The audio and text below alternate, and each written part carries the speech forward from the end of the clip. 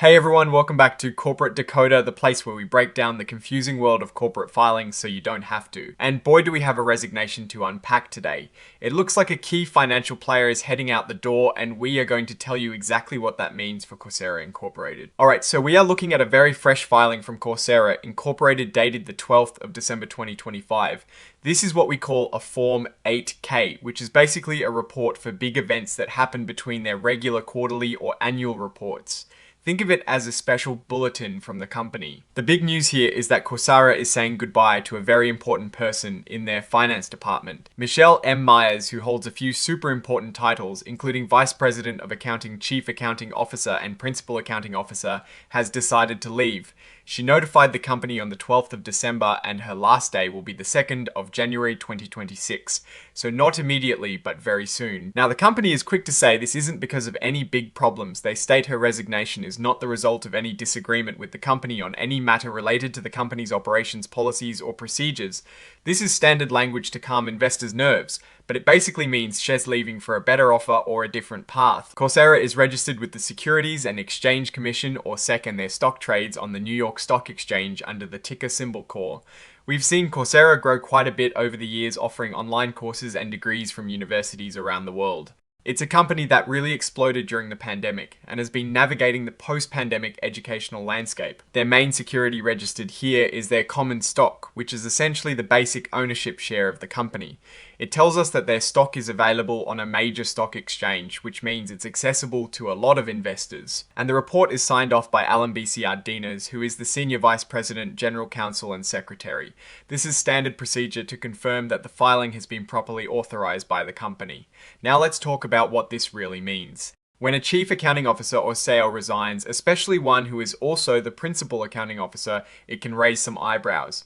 This person is fundamentally responsible for the accuracy and integrity of a company's financial statements. So Ms. Myers leaving means a significant shift in that critical function. The company states it's not due to any disagreements, but we always have to look a little deeper.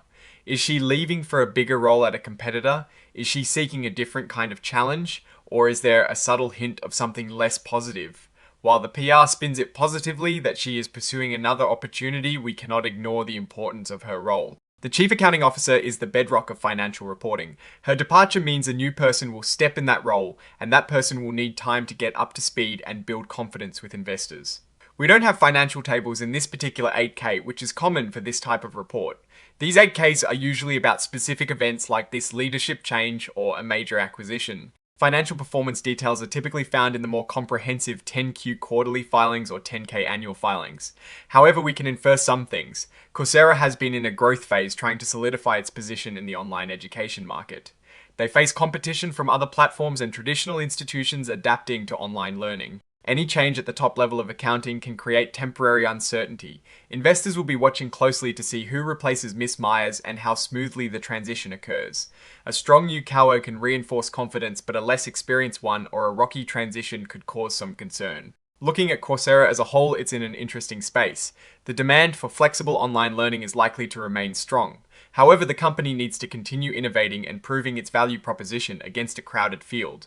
The departure of a key financial officer can sometimes be a signal for broader changes within a company, or it could be simply a natural career progression for an executive. Without more information from future filings or company statements, it is difficult to say definitively, but for now, the focus will be on the leadership transition within their accounting department. So to wrap up, Coursera is experiencing a significant departure in its finance team. Ms. Myers' role as Chief Accounting Officer is vital, and her exit will undoubtedly lead to a period of adjustment. The company is trying to reassure everyone that it's all amicable, but it's still a situation worth monitoring. We will be keeping an eye on future filings to see how this leadership change impacts Coursera. What are your thoughts on this executive departure? What do you think it signals for Coursera Incorporated? Let us know in the comments below. If you found this breakdown helpful, please give it a thumbs up and subscribe for more corporate deep dives. And don't forget to join our Discord community linked in the description for even more insights. Thanks for watching. See you next time.